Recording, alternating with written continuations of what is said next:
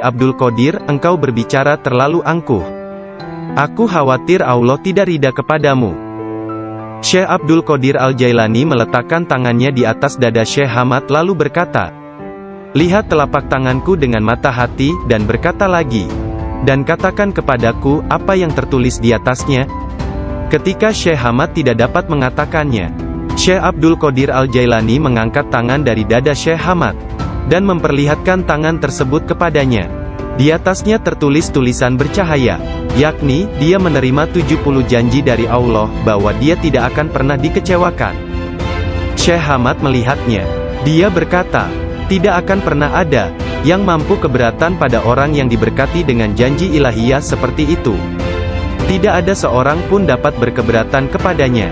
Allah Ta'ala memberkati siapa saja yang dia kehendaki di antara hamba-hambanya.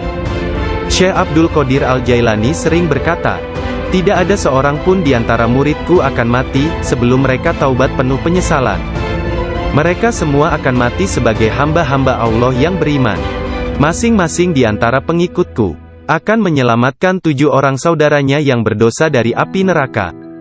Seandainya jauh di barat sana, kemaluan salah seorang dari pengikutku tersingkap secara tiba-tiba karena kecerobohannya, kami, meskipun berada jauh di timur, akan menutupinya sebelum seseorang dapat melihatnya.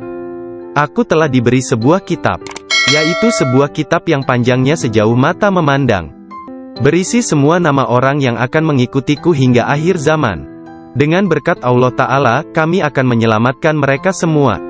Semua orang yang mengikatkan diri mereka kepada Syekh Abdul Qadir Al-Jailani senantiasa damai dan bergembira.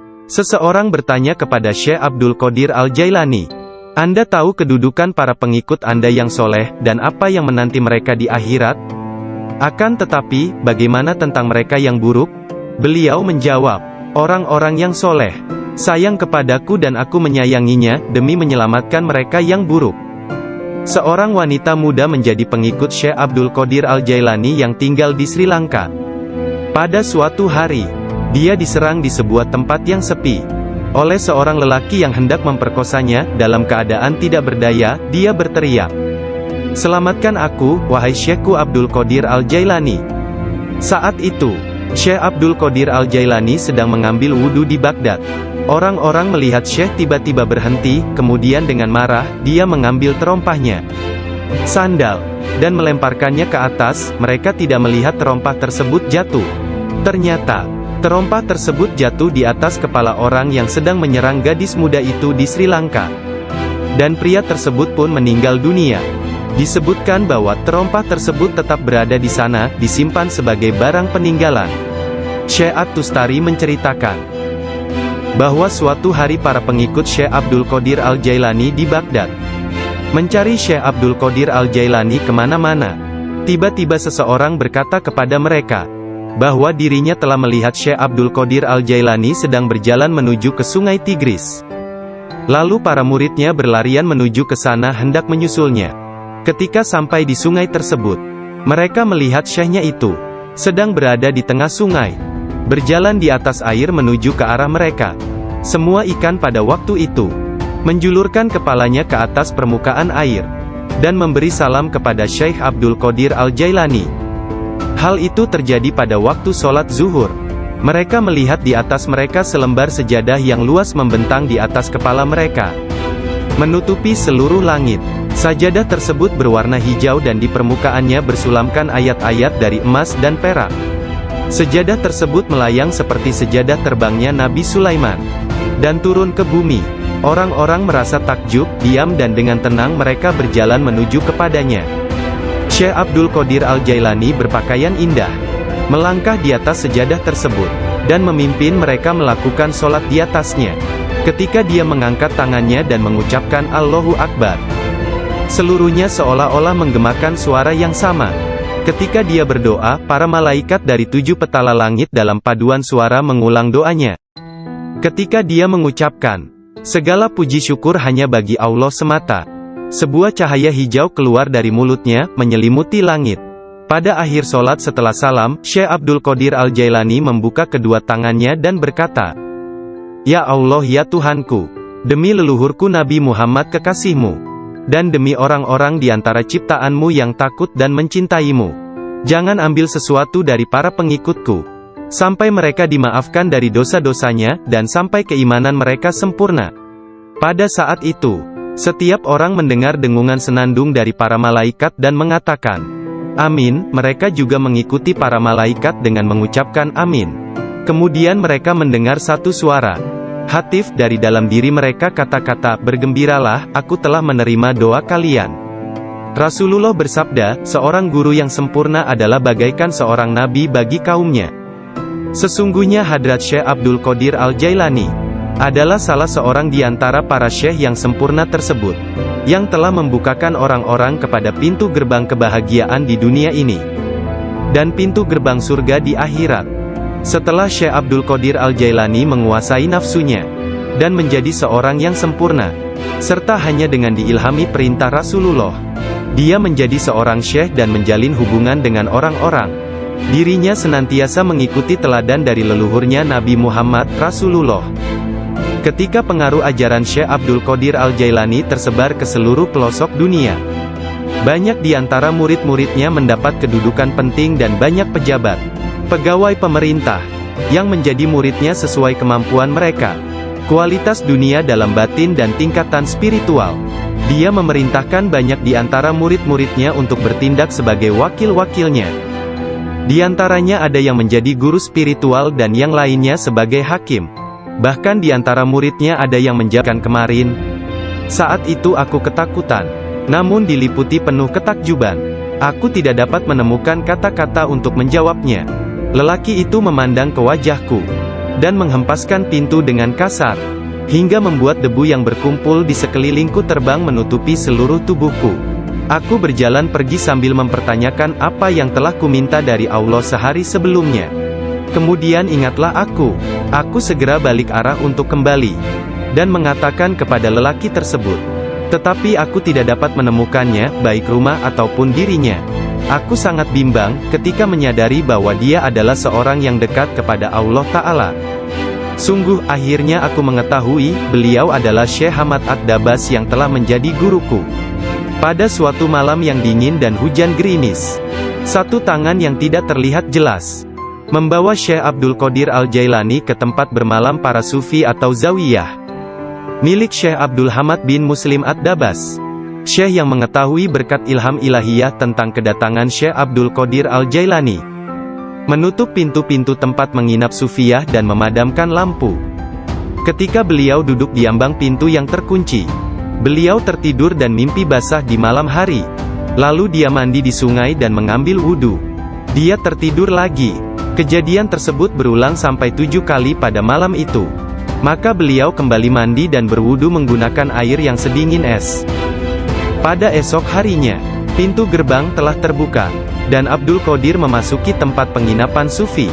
Syekh Hamad Ad-Dabas berdiri menyambutnya sambil meneteskan air mata gembira. Dia memeluknya dan berkata, "Wahai putraku Abdul Qadir, keberuntungan adalah milik kami hari ini, tetapi esok, hal itu akan menjadi milikmu. Jangan pernah meninggalkan tarekat ini." Syekh Hamad Ad-Dabas menjadi guru pertama Syekh Abdul Qadir Al-Jailani dalam ilmu pengetahuan tentang kesufian. Dengan memegang tangannya dia mengucapkan sumpah atau berbaiat dan mengikuti jalan kaum sufi. Syekh Abdul Qadir Al-Jailani menceritakan, "Aku banyak belajar dengan guru di Baghdad. Tetapi setiap kali aku tidak dapat memahami sesuatu, atau menemukan secara kebetulan suatu rahasia yang ingin aku ketahui, Syekh Hamad Ad-Dabas menerangkannya kepadaku. Kadang-kadang aku meninggalkannya untuk mencari pengetahuan dari syekh yang lain tentang tauhid, hadis, fikih dan ilmu-ilmu lainnya. Setiap kali aku kembali, beliau berkata kepadaku, 'Dari mana saja engkau?'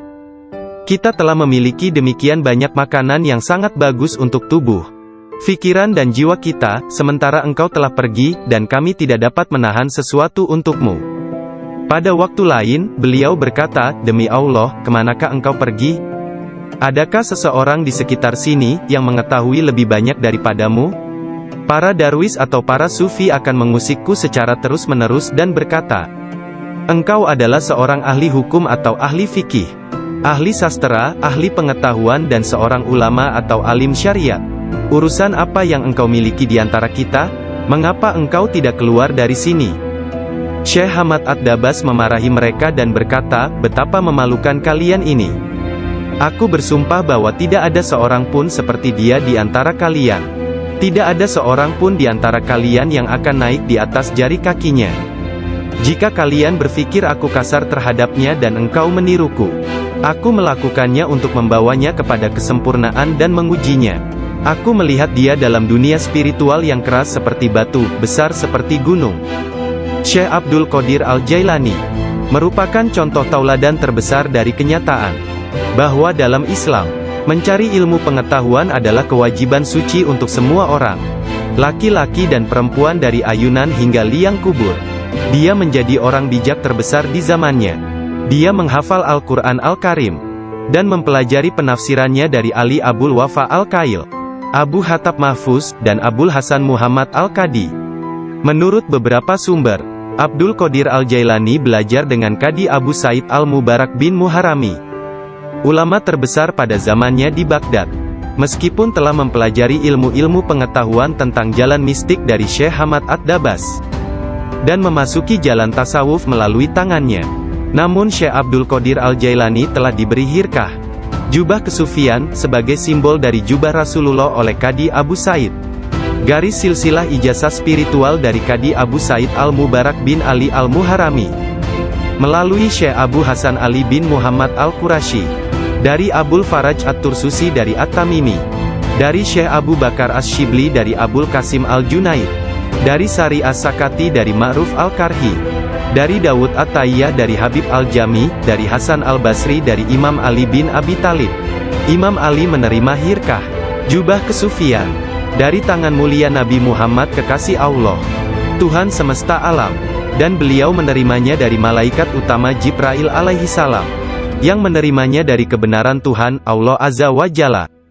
Seseorang bertanya kepada Syekh Abdul Qadir Al-Jailani, apakah yang dia terima dari Allah Ta'ala? Beliau menjawab, tingkah laku dan pengetahuan yang baik. Qadi Abu Said Al-Muharrami berkata, sesungguhnya Abdul Qadir Al-Jailani menerima hirkah dari tanganku, tetapi aku juga menerima hirkah dari tangannya. Qadi Abu Said Al-Muharrami mengajar di sebuah madrasah miliknya sendiri, di Babul Az di Baghdad.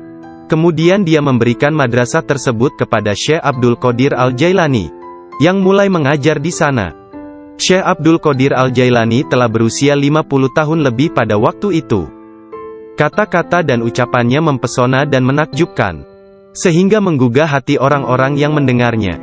Para murid dan jemaahnya semakin berkembang pesat dalam jumlah yang banyak, sehingga tidak ada tempat, baik di dalam ataupun di sekitar madrasah tersebut, untuk menampung para pengikutnya. Syekh Abdul Qadir Al-Jailani berkata mengenai permulaan mengajarnya, pada suatu pagi aku melihat Rasulullah, beliau bertanya kepadaku, mengapa engkau tidak berbicara? Aku berkata, aku adalah orang Persia, bagaimana aku dapat berbicara dengan bahasa Arab yang indah dari Baghdad? Buka mulutmu, beliau berkata, dan kulakukan perintah beliau. Nabi Muhammad lantas meniup nafasnya ke mulutku 7 kali. Lalu berkata, pergilah, tunjukilah umat manusia, dan ajaklah mereka kepada jalan Tuhanmu, dengan bijak dan kata-kata indah. Aku menjalankan sholat zuhur, dan aku melihat orang telah ramai sedang menungguku berbicara. Ketika melihat mereka, aku menjadi gembira, namun lidahku seakan-akan terkunci. Kemudian aku melihat Imam Ali bin Abi Talib yang diberkati. Dia mendatangiku dan memintaku untuk membuka mulut. Kemudian meniupkan nafasnya sendiri ke dalam mulutku sebanyak 6 kali. Aku bertanya, mengapa Anda tidak melakukannya sebanyak 7 kali, seperti yang dilakukan Rasulullah? Sayyidina Ali berkata, karena rasa hormatku kepada Rasulullah. Kemudian Sayyidina Ali pun menghilang. Dari mulutku yang terbuka, keluarlah kata-kata, sesungguhnya fikiran adalah juru selam, menyelam jauh ke dalam lautan hati untuk menemukan mutiara kebijaksanaan. Ketika dia membawanya ke pantai kemakhlukannya, dia tumpah dalam bentuk kata-kata dari bibirnya. Dan dengan itu, dia membeli ketaatan tak ternilai di pasar-pasar ibadah Allah. Kemudian aku berkata, dalam suatu malam, seperti salah satu dari malamku, jika seseorang di antaramu hendak membunuh keinginan-keinginan rendahnya, Kematian akan terasa begitu manis, sehingga engkau tidak akan dapat merasakan sesuatu yang lain di dunia ini. Sejak saat itu, walau bagaimanapun keadaannya, sekalipun bangun atau tidur, aku tetap mempertahankan tugasku mengajar. Banyak sekali pengetahuan tentang keimanan dan agama dalam diriku. Jika tidak berbicara dan menuangkannya keluar, aku akan merasakan bahwa hal itu akan menenggelamkan diriku. Ketika pertama kali mengajar, aku hanya mempunyai 2 atau 3 orang murid saja. Ketika mereka mendengarku, jumlah mereka bertambah menjadi 70.000 orang. Madrasahnya maupun lingkungan di sekitarnya tidak dapat menampung para pengikutnya. Oleh sebab itu, dicarilah tempat yang lebih luas. Orang kaya dan orang miskin di Baghdad turut membantu dalam penambahan bangunan-bangunan yang baru. Mereka yang kaya membantu dengan dana, sedangkan yang miskin membantu dengan tenaga mereka, termasuklah kaum perempuan, yang turut membantu bekerja. Kelak Syekh Abdul Qadir Al-Jailani merupakan seorang imam, ahli dalam masalah-masalah keagamaan, tauhid dan fikih, dan pemimpin dari mazhab Syafi'i dan Hambali dalam Islam. Beliau adalah seorang yang sangat bijaksana dan berpengetahuan luas. Doanya segera dikabulkan, baik ketika berdoa untuk kebaikan dan berdoa untuk hukuman. Dia adalah seorang yang banyak melakukan karomah. Manusia sempurna, yang selalu sadar serta ingat kepada Allah Azza wa Jalla. Muraqabah, berfikir, menerima dan memberi pelajaran. Dia mempunyai hati yang lembut, sifat yang mulia dan wajah yang selalu tersenyum. Dia orang yang peka dan memiliki sikap yang sangat baik. Berakhlak dalam tabiat serta dermawan dalam memberi materi dan nasihat serta pengetahuan. Dia mencintai orang-orang, tetapi secara khususnya terhadap orang-orang yang beriman dan mengabdikan diri, serta beribadah kepada Zat yang Maha Esa, menolong kepada siapa yang beriman.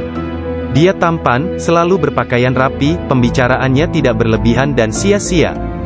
Apabila berbicara, meskipun dia berbicara dengan cepat, tetapi setiap kata dan suku katanya yang keluar terdengar jelas. Beliau berbicara dengan penuh keindahan, dan dia berbicara kebenaran. Berbicara tentang kebenaran tanpa ragu-ragu. Karena dia tidak peduli, apakah dia akan dipuji, dikritik atau dicaci. Ketika Khalifah Al-Muqtafi mengangkat Yahya bin Said sebagai Qadi, Ketua Hakim, Syekh Abdul Qadir Al-Jailani memberitahukannya di hadapan orang ramai, dengan mengatakan, Anda telah mengangkat seorang tiran, orang yang zalim, yang paling buruk sebagai hakim atas orang-orang yang beriman. Biarlah kita lihat, bagaimana Anda akan menjawab untuk diri Anda sendiri kelak. Ketika Anda dihadapkan kepada Hakim yang Maha Agung, Allah Azza wa Jalla, Tuhan semesta alam. Mendengar hal ini, Khalifah tergoncang dan meneteskan air mata, lalu ia segera memecat sang hakim. Penduduk kota Baghdad mengalami kemajuan dalam hal akhlak dan rohani dan tingkah laku. Melalui pengaruhnya, kebanyakan warga kota bertaubat dan menyatakan penyesalan, mengikuti akhlak yang baik dan perintah-perintah Islam. Syekh Abdul Qadir Al-Jailani dicintai dan dihormati oleh setiap orang, dan pengaruhnya tersebar kemana-mana. Orang-orang berbudi mencintainya, sedangkan para tiran, orang yang zalim, dan orang jahat takut kepadanya.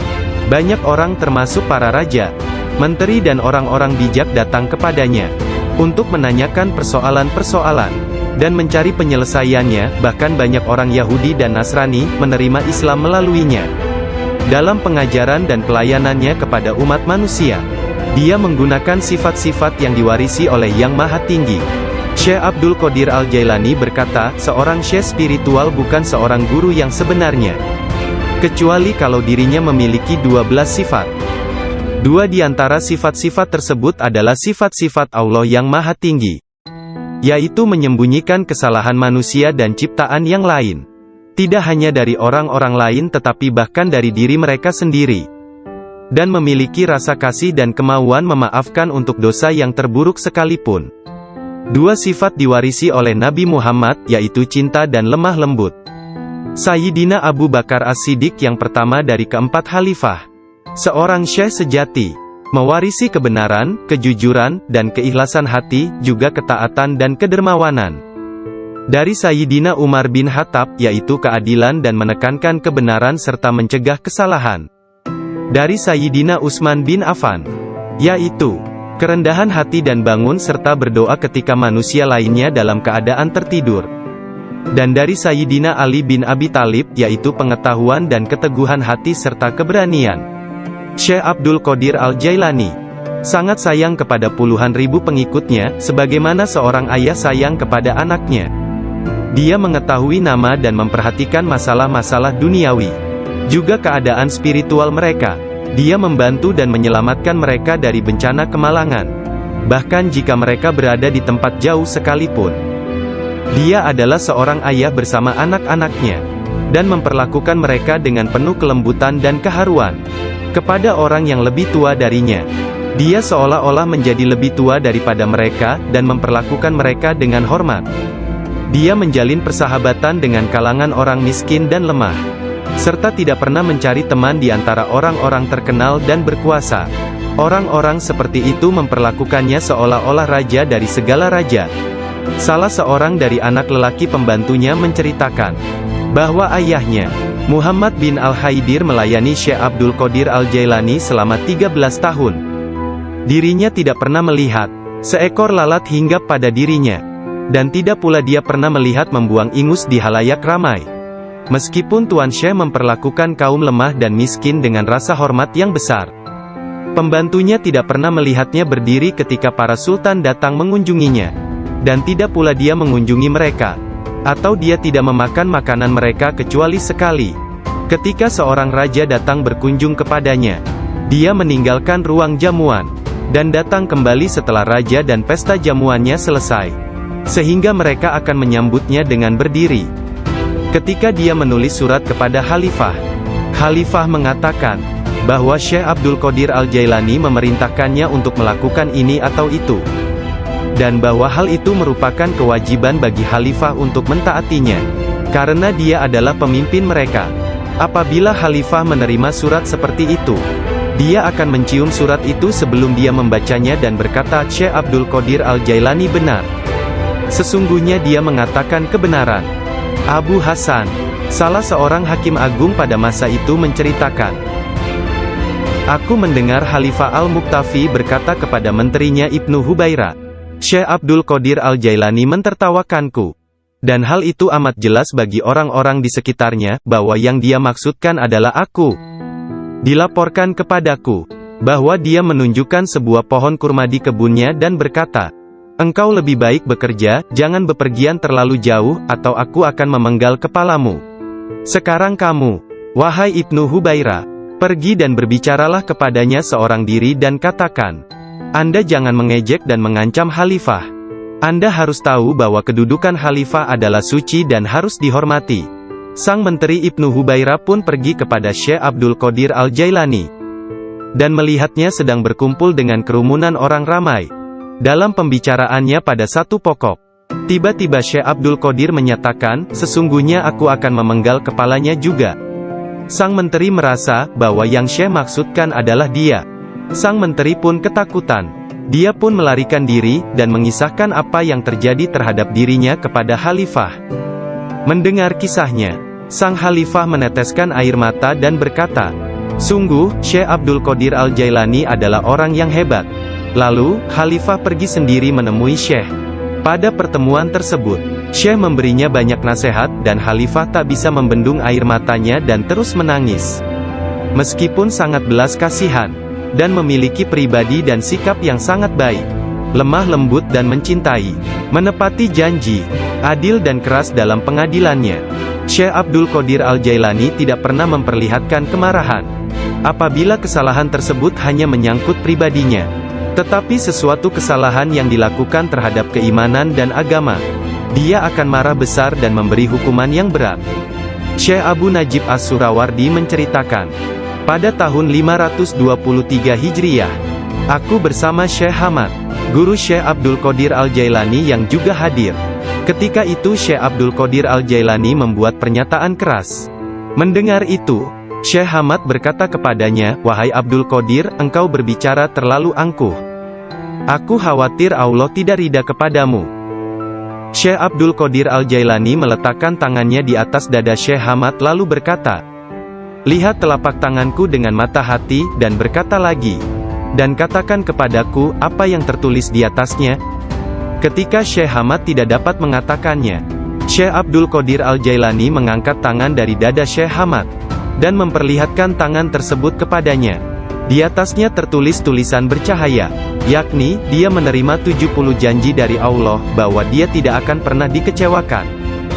Syekh Hamad melihatnya. Dia berkata, "Tidak akan pernah ada yang mampu keberatan pada orang yang diberkati dengan janji ilahiyah seperti itu. Tidak ada seorang pun dapat berkeberatan kepadanya. Allah Ta'ala memberkati siapa saja yang Dia kehendaki di antara hamba-hambanya." Syekh Abdul Qadir Al-Jailani sering berkata, "Tidak ada seorang pun di antara muridku akan mati sebelum mereka taubat penuh penyesalan. Mereka semua akan mati sebagai hamba-hamba Allah yang beriman. Masing-masing di antara pengikutku akan menyelamatkan 7 orang saudaranya yang berdosa dari api neraka. Seandainya jauh di barat sana, kemaluan salah seorang dari pengikutku tersingkap secara tiba-tiba karena kecerobohannya, kami, meskipun berada jauh di timur, akan menutupinya sebelum seseorang dapat melihatnya. Aku telah diberi sebuah kitab, yaitu sebuah kitab yang panjangnya sejauh mata memandang, berisi semua nama orang yang akan mengikutiku hingga akhir zaman. Dengan berkat Allah Ta'ala, kami akan menyelamatkan mereka semua. Semua orang yang mengikatkan diri mereka kepada Syekh Abdul Qadir Al-Jailani senantiasa damai dan bergembira." Seseorang bertanya kepada Syekh Abdul Qadir Al-Jailani, "Anda tahu kedudukan para pengikut Anda yang soleh, dan apa yang menanti mereka di akhirat? Akan tetapi, bagaimana tentang mereka yang buruk?" Beliau menjawab, "Orang-orang yang soleh sayang kepadaku dan aku menyayanginya, demi menyelamatkan mereka yang buruk." Seorang wanita melihat para jemaah haji sedang berkumpul wukuf di Padang Arafah di Arabia, tepat di depanku.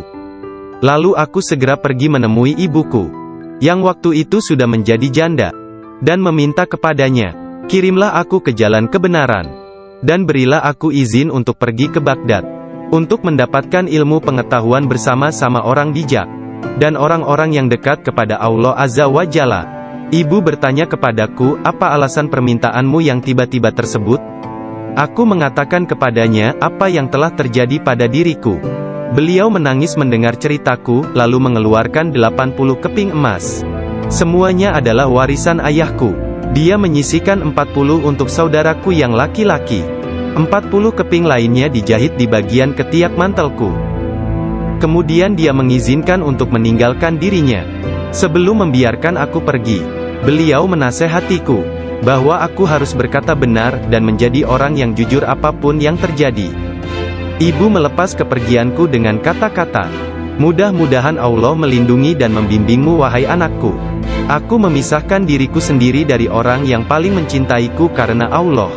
Aku tahu bahwa aku tidak akan dapat melihatmu sampai hari pengadilan terakhir tiba." Aku bergabung dengan sebuah kafilah yang pergi ke Baghdad.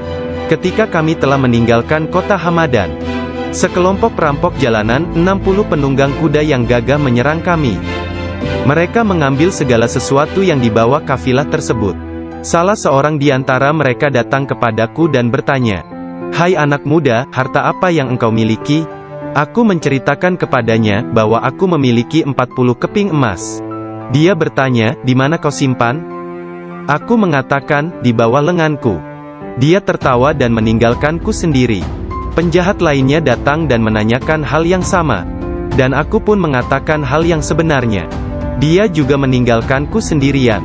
Aku pikir mereka pasti hendak mengadukan hal tersebut kepada pemimpinnya, di mana mereka sedang membagikan hasil rampasan. Pemimpin mereka bertanya tentang barang berharga milikku. Aku mengatakan kepadanya bahwa aku memiliki 40 keping emas yang dijahit di mantelku di bawah ketiak. Pemimpin perampok lalu mengambil mantelku dan merobek di bagian lengannya, dan menemukan emas tersebut. Kemudian dia menatap takjub kepadaku dan berkata, "Uangmu telah aman. Apa yang membuatmu untuk menceritakan kepada kami bahwa engkau memilikinya, dan memberitahukan tempat di mana engkau menyembunyikannya?" Aku menjawab, "Aku harus mengatakan yang benar dalam keadaan apapun juga, sebagaimana yang telah aku janjikan kepada ibuku." Ketika kepala perampok mendengar hal itu, ia menitiskan air mata dan berkata, "Aku telah mengingkari janjiku kepada siapa yang telah menciptakanku. Aku mencuri dan membunuh. Apa yang akan terjadi padaku?" Kemudian anak buahnya memandangnya sambil berkata, "Engkau telah menjadi pemimpin kami selama bertahun-tahun dalam perbuatan dosa ini. Sekarang juga engkau tetap menjadi pemimpin kami dalam penyesalan." Ke-60 orang itu memegang tanganku dan menyatakan penyesalannya serta keinginannya untuk mengubah jalan mereka. Mereka merupakan orang pertama yang memegang tanganku dan mendapatkan ampunan untuk dosa-dosa mereka. Ketika Syekh Abdul Qadir Al-Jailani tiba di Baghdad, beliau berusia 18 tahun. Tatkala dia mencapai pintu gerbang kota, Nabi Khidir muncul dan menghalanginya untuk memasuki kota. Nabi Khidir berkata kepadanya, bahwasanya hal itu ia lakukan atas perintah Allah, agar ia tidak memasuki kota Baghdad hingga 7 tahun ke depan. Nabi Khidir membawanya ke sebuah runtuhan di gurun pasir dan berkata, "Diamlah engkau di sini dan jangan meninggalkan tempat ini." Syekh Abdul Qadir Al-Jailani tetap tinggal di sana selama 3 tahun. Setiap tahunnya Khidir datang kepadanya, dan berkata kepadanya di mana dirinya harus tinggal. Syekh Abdul Qadir Al-Jailani bercerita tentang masa 3 tahun yang dilaluinya tersebut. Saat dalam proses mujahadah dan riyadah. "Selama aku tinggal di gurun, di luar kota Baghdad, semua keindahan dunia telah datang menggodaku. Allah telah memberikanku kemenangan atasnya. Nafsuku mengunjungiku setiap hari, dalam wujud dan bentukku sendiri dan meminta untuk menjadi temannya. Ketika aku akan menolaknya, ia hendak menyerangku. Allah memberiku kemenangan dalam perlawananku. Dan pada waktunya, aku dapat menjadikannya tawananku, dan menahannya bersamaku selama tahun-tahun itu, serta memaksanya untuk tinggal di runtuhan padang pasir. 1 tahun penuh. Aku telah makan rerumputan dan akar-akarnya yang kutemukan. Dan aku tidak minum air apapun.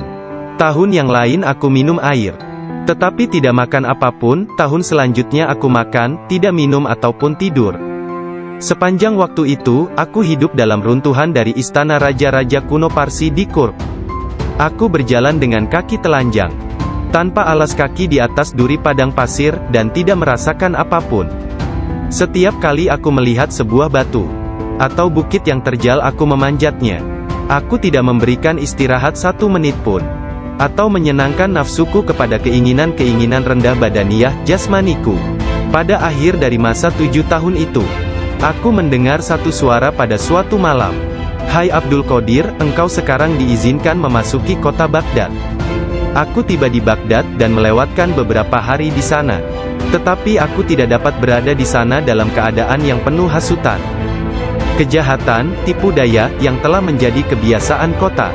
Lalu untuk menyelamatkan diriku sendiri dari kejahatan kota, yang telah mengalami kemerosotan akhlak guna menyelamatkan keimananku, aku meninggalkannya. Hanya kitab suci Al-Quran yang kubawa bersamaku. Saat tiba di pintu gerbang, dalam perjalanan untuk berkholwat di padang pasir, aku mendengar satu suara, "Kemana engkau hendak pergi?" Kata suara itu, "Kembalilah, engkau harus melayani orang-orang." "Apa yang dapat kupedulikan tentang orang lain?" sanggahku. "Aku ingin menyelamatkan keimananku." "Kembalilah dan jangan pernah merasa bimbang terhadap keimananmu." Suara itu melanjutkan, "Tidak ada sesuatu pun yang akan membahayakanmu." Aku sungguh tidak dapat melihat orang yang berkata tersebut. Kemudian sesuatu terjadi padaku. Aku terputus dari keadaan lahiriah, lalu tenggelam dalam keadaan tafakur. Sampai hari berikutnya, aku memusatkan pikiran pada sebuah harapan dan berdoa kepada Allah, agar Dia membukakan selubung untukku, sehingga aku tahu apa yang harus aku lakukan. Hari berikutnya, ketika tengah berkeliling di sebuah permukiman bernama Muzaffariyah, seorang lelaki yang sebelumnya tidak pernah kulihat, membuka pintu rumahnya dan mempersilakanku untuk masuk. "Mari Abdul Qadir." Ketika aku sampai di pintunya, dia berkata, "Katakan kepadaku, apa yang engkau harapkan dari Allah? Doa apa yang telah engkau panjatkan kemarin?" Saat itu aku ketakutan, namun diliputi penuh ketakjuban. Aku tidak dapat menemukan kata-kata untuk menjawabnya. Lelaki itu memandang ke wajahku, dan menghempaskan pintu dengan kasar, hingga membuat debu yang berkumpul di sekelilingku terbang menutupi seluruh tubuhku. Aku berjalan pergi sambil mempertanyakan apa yang telah kuminta dari Allah sehari sebelumnya. Kemudian ingatlah aku. Aku segera balik arah untuk kembali, dan mengatakan kepada lelaki tersebut. Tetapi aku tidak dapat menemukannya, baik rumah ataupun dirinya. Aku sangat bimbang, ketika menyadari bahwa dia adalah seorang yang dekat kepada Allah Ta'ala. Sungguh, akhirnya aku mengetahui, beliau adalah Syekh Hamad Ad-Dabas yang telah menjadi guruku. Pada suatu malam yang dingin dan hujan gerimis, satu tangan yang tidak terlihat jelas membawa Syekh Abdul Qadir Al-Jailani ke tempat bermalam para sufi atau zawiyah milik Syekh Abdul Hamad bin Muslim Ad-Dabas. Syekh yang mengetahui berkat ilham ilahiyah tentang kedatangan Syekh Abdul Qadir Al-Jailani menutup pintu-pintu tempat menginap sufiyah dan memadamkan lampu. Ketika beliau duduk di ambang pintu yang terkunci, beliau tertidur dan mimpi basah di malam hari. Lalu dia mandi di sungai dan mengambil wudhu. Dia tertidur lagi. Kejadian tersebut berulang sampai 7 kali pada malam itu. Maka beliau kembali mandi dan berwudu menggunakan air yang sedingin es. Pada esok harinya, pintu gerbang telah terbuka, dan Abdul Qadir memasuki tempat penginapan sufi. Syekh Hamad Ad-Dabas berdiri menyambutnya sambil meneteskan air mata gembira. Dia memeluknya dan berkata, "Wahai putraku Abdul Qadir, keberuntungan adalah milik kami hari ini, tetapi esok, hal itu akan menjadi milikmu. Jangan pernah meninggalkan tarekat ini." Syekh Hamad Ad-Dabas menjadi guru pertama Syekh Abdul Qadir Al-Jailani dalam ilmu pengetahuan tentang kesufian. Dengan memegang tangannya dia mengucapkan sumpah atau berbaiat dan mengikuti jalan kaum sufi.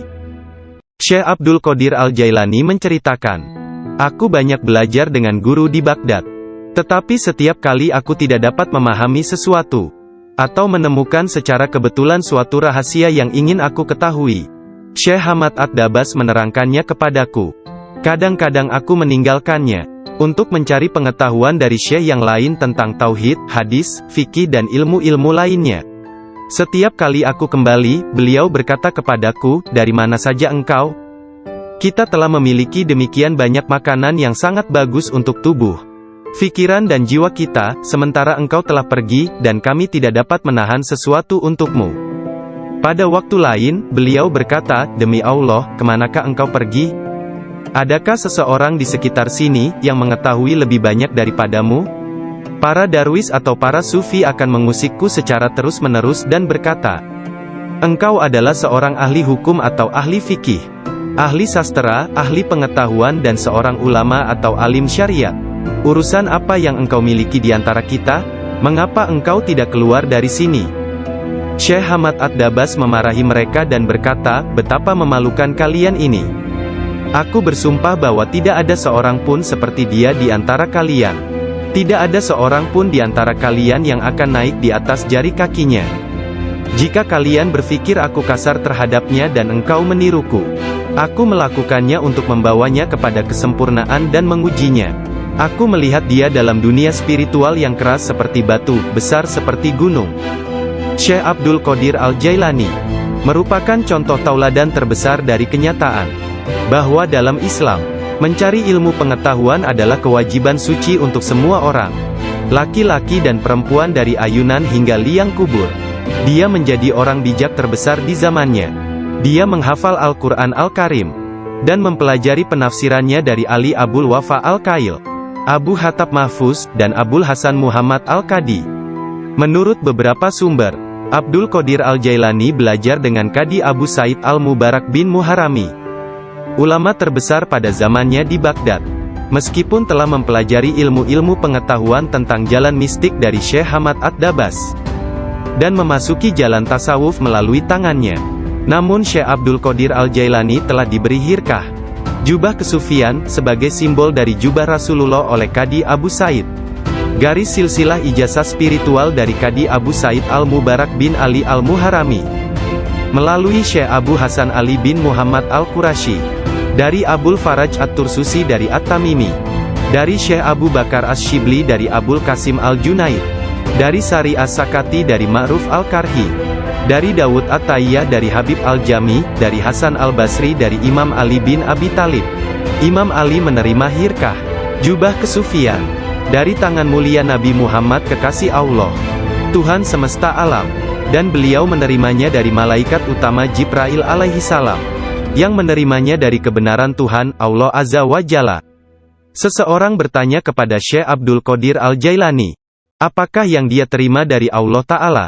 Beliau menjawab, tingkah laku dan pengetahuan yang baik.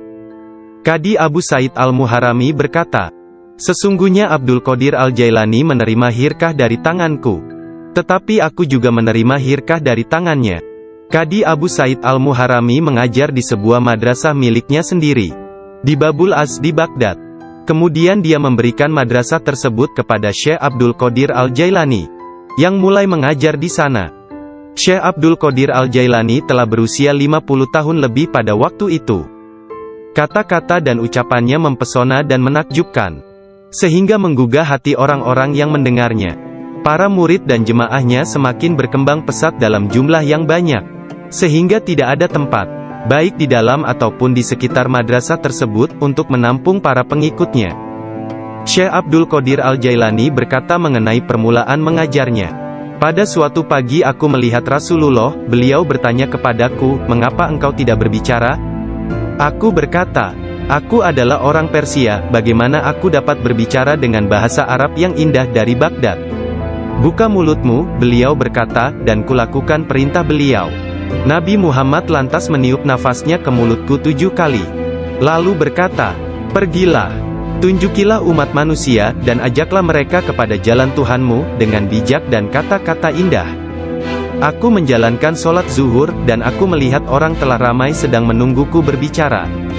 Ketika melihat mereka, aku menjadi gembira, namun lidahku seakan-akan terkunci.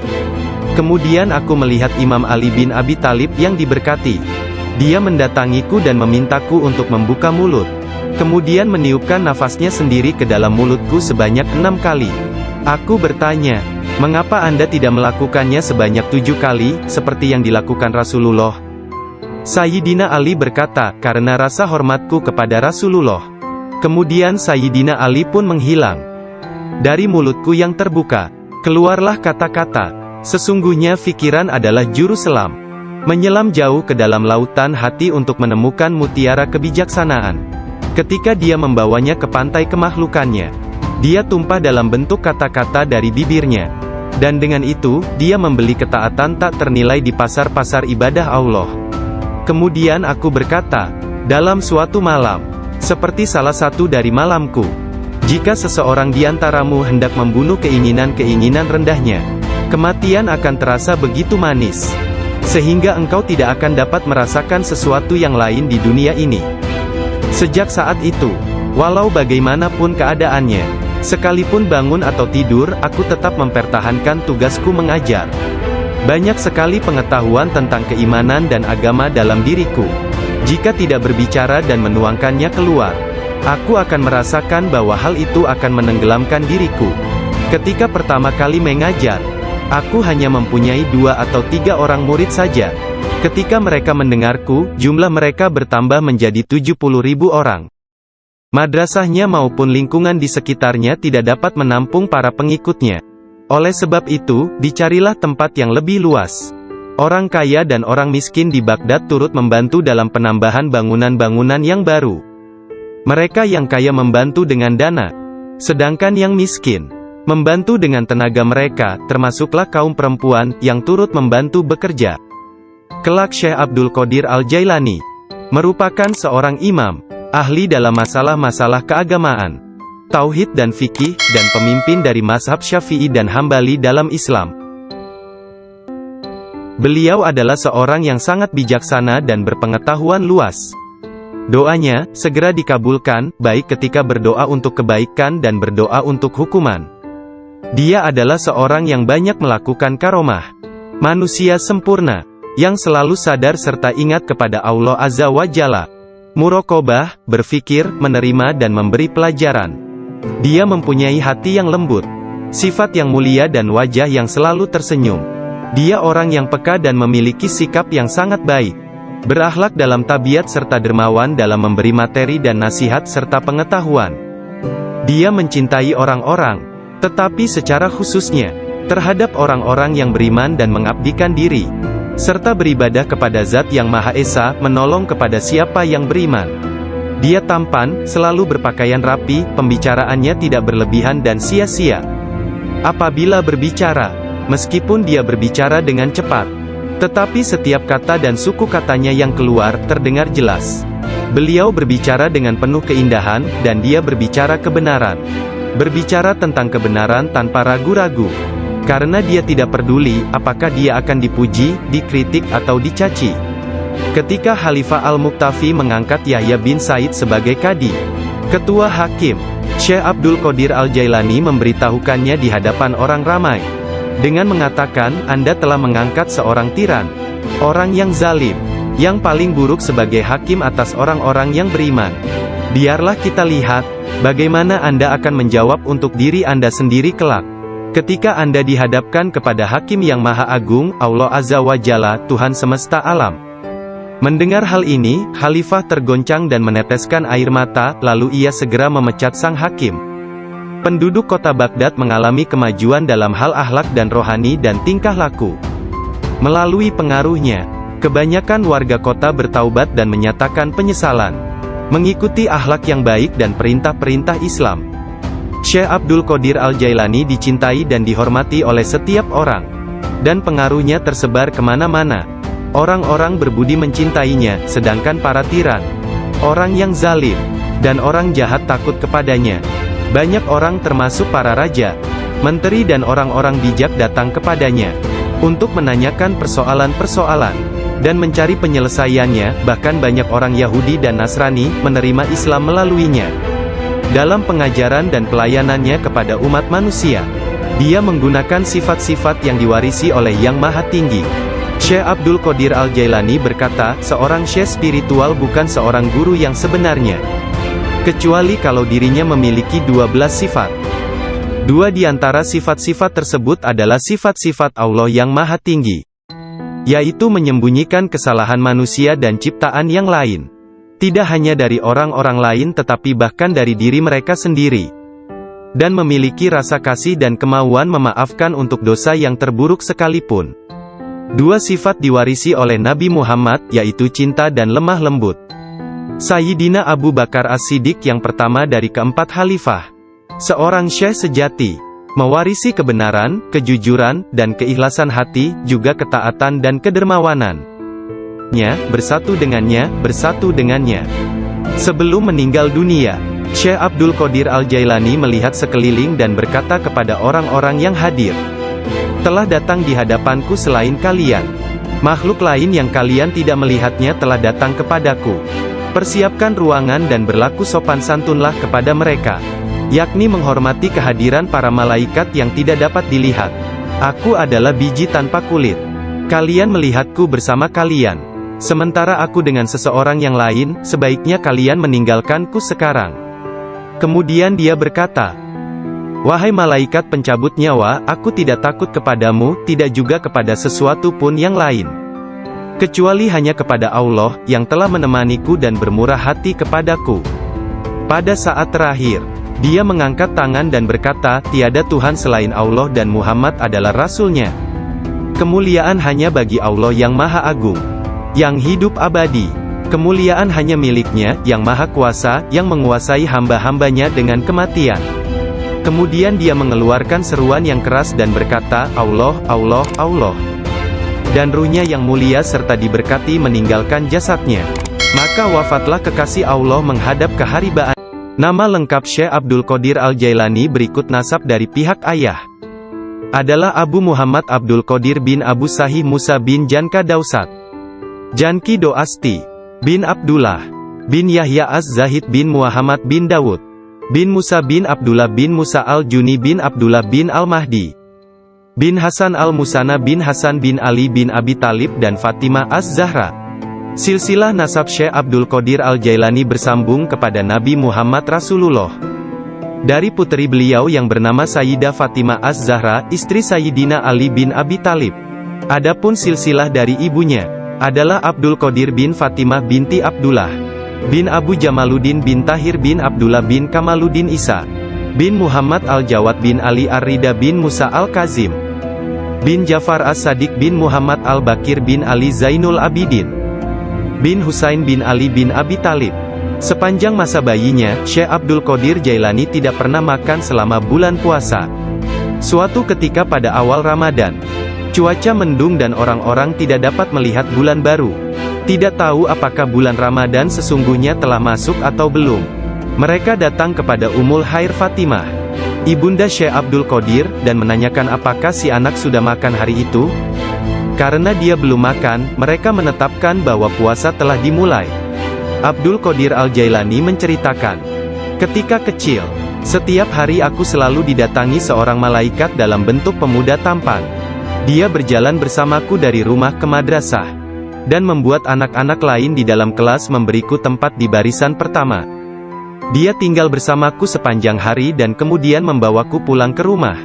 Dalam sehari, aku belajar lebih banyak daripada murid lain yang belajar dalam 1 minggu. Awalnya aku tidak tahu siapa dia. Suatu hari, aku bertanya kepadanya, dan dia berkata, aku salah satu malaikat Allah. Dia mengirim dan memerintahku untuk bersamamu selama engkau belajar. Beliau kembali menceritakan mengenai masa kanak-kanaknya. Dia berkata, setiap kali ingin pergi bermain dengan anak-anak lain, aku mendengar satu suara berkata, datanglah kepadaku sebagai gantinya, wahai orang yang diberkati. Datanglah kepadaku. Dalam keadaan ketakutan, aku pergi dan mencari ketenangan di balik lengan ibuku. Sekarang, bahkan dalam ketaatan penuh dan halwat yang panjang, aku tidak dapat mendengar dengan jelas suara tersebut. Ketika Abdul Qadir Al-Jailani ditanya oleh seseorang, apa kuncinya yang membawa dirinya pada tingkatan spiritual yang tinggi? Beliau berkata, kejujuran yang telah aku janjikan kepada ibuku. Abdul Qadir Al-Jailani menceritakannya sebagai berikut. Suatu hari, malam Aidul Adha, aku pergi ke ladang kami untuk membantu menggarap tanah. Semasa aku berjalan di belakang lembu jantan, dia memalingkan kepalanya dan memandangku seraya berkata, engkau tidak diciptakan untuk pekerjaan ini. Sungguh, aku sangat ketakutan dan berlari ke rumah dan memanjat ke atap rumah petak bertingkat. Ketika melihat keluar, tiba-tiba aku melihat para jemaah haji sedang berkumpul wukuf di Padang Arafah. Di Arabia, tepat di depanku. Lalu aku segera pergi menemui ibuku, yang waktu itu sudah menjadi janda, dan meminta kepadanya, kirimlah aku ke jalan kebenaran, dan berilah aku izin untuk pergi ke Baghdad, untuk mendapatkan ilmu pengetahuan bersama-sama orang bijak, dan orang-orang yang dekat kepada Allah Azza wa Jalla. Ibu bertanya kepadaku, apa alasan permintaanmu yang tiba-tiba tersebut? Aku mengatakan kepadanya, apa yang telah terjadi pada diriku. Beliau menangis mendengar ceritaku, lalu mengeluarkan 80 keping emas. Semuanya adalah warisan ayahku. Dia menyisihkan 40 untuk saudaraku yang laki-laki. 40 keping lainnya dijahit di bagian ketiak mantelku. Kemudian dia mengizinkan untuk meninggalkan dirinya. Sebelum membiarkan aku pergi, beliau menasehatiku, bahwa aku harus berkata benar, dan menjadi orang yang jujur apapun yang terjadi. Ibu melepas kepergianku dengan kata-kata, mudah-mudahan Allah melindungi dan membimbingmu wahai anakku. Aku memisahkan diriku sendiri dari orang yang paling mencintaiku karena Allah. Aku tahu bahwa aku tidak akan dapat melihatmu sampai hari pengadilan terakhir tiba. Aku bergabung dengan sebuah kafilah yang pergi ke Baghdad. Ketika kami telah meninggalkan kota Hamadan, sekelompok perampok jalanan, 60 penunggang kuda yang gagah menyerang kami. Mereka mengambil segala sesuatu yang dibawa kafilah tersebut. Salah seorang di antara mereka datang kepadaku dan bertanya, hai anak muda, harta apa yang engkau miliki? Aku menceritakan kepadanya, bahwa aku memiliki 40 keping emas. Dia bertanya, di mana kau simpan? Aku mengatakan, di bawah lenganku. Dia tertawa dan meninggalkanku sendiri. Penjahat lainnya datang dan menanyakan hal yang sama. Dan aku pun mengatakan hal yang sebenarnya. Dia juga meninggalkanku sendirian. Aku pikir mereka pasti hendak mengadukan hal tersebut kepada pemimpinnya, di mana mereka sedang membagikan hasil rampasan. Pemimpin mereka bertanya tentang barang berharga milikku. Aku mengatakan kepadanya, bahwa aku memiliki 40 keping emas, yang dijahit di mantelku di bawah ketiak. Pemimpin perampok lalu mengambil mantelku dan merobek di bagian lengannya, dan menemukan emas tersebut. Kemudian dia menatap takjub kepadaku dan berkata, uangmu telah aman. Apa yang membuatmu untuk menceritakan kepada kami bahwa engkau memilikinya, dan memberitahukan tempat di mana engkau menyembunyikannya? Aku menjawab, aku harus mengatakan yang benar dalam keadaan apapun juga, sebagaimana yang telah aku janjikan kepada ibuku. Ketika kepala perampok mendengar hal itu, ia menitiskan air mata dan berkata, aku telah mengingkari janjiku kepada siapa yang telah menciptakanku. Aku mencuri dan membunuh, apa yang akan terjadi padaku? Kemudian anak buahnya memandangnya sambil berkata, engkau telah menjadi pemimpin kami selama bertahun-tahun dalam perbuatan dosa ini. Sekarang juga engkau tetap menjadi pemimpin kami dalam penyesalan. Ke-60 orang itu memegang tanganku, dan menyatakan penyesalannya serta keinginannya untuk mengubah jalan mereka. Mereka merupakan orang pertama yang memegang tanganku, dan mendapatkan ampunan untuk dosa-dosa mereka. Ketika Syekh Abdul Qadir Al-Jailani tiba di Baghdad, beliau berusia 18 tahun. Tatkala dia mencapai pintu gerbang kota, Nabi Khidir muncul dan menghalanginya untuk memasuki kota. Nabi Khidir berkata kepadanya, bahwasanya hal itu ia lakukan atas perintah Allah, agar ia tidak memasuki kota Baghdad hingga 7 tahun ke depan. Nabi Khidir membawanya ke sebuah runtuhan di gurun pasir dan berkata, diamlah engkau di sini dan jangan meninggalkan tempat ini. Syekh Abdul Qadir Al-Jailani tetap tinggal di sana selama 3 tahun. Setiap tahunnya Khidir datang kepadanya, dan berkata kepadanya di mana dirinya harus tinggal. Syekh Abdul Qadir Al-Jailani bercerita tentang masa 3 tahun yang dilaluinya tersebut. Saat dalam proses mujahadah dan riyadah. Selama aku tinggal di gurun, di luar kota Baghdad, semua keindahan dunia telah datang menggodaku. Allah telah memberikanku kemenangan atasnya. Nafsuku mengunjungiku setiap hari, dalam wujud dan bentukku sendiri dan meminta untuk menjadi temannya. Ketika aku akan menolaknya, ia hendak menyerangku. Allah memberiku kemenangan dalam perlawananku. Dan pada waktunya, aku dapat menjadikannya tawananku, dan menahannya bersamaku selama tahun-tahun itu, serta memaksanya untuk tinggal di runtuhan padang pasir. 1 tahun penuh. Aku telah makan rerumputan dan akar-akarnya yang kutemukan. Dan aku tidak minum air apapun. Tahun yang lain aku minum air, tetapi tidak makan apapun. Tahun selanjutnya aku makan, tidak minum ataupun tidur. Sepanjang waktu itu, aku hidup dalam runtuhan dari istana raja-raja kuno Parsi di Kurb. Aku berjalan dengan kaki telanjang, tanpa alas kaki di atas duri padang pasir, dan tidak merasakan apapun. Setiap kali aku melihat sebuah batu atau bukit yang terjal, aku memanjatnya.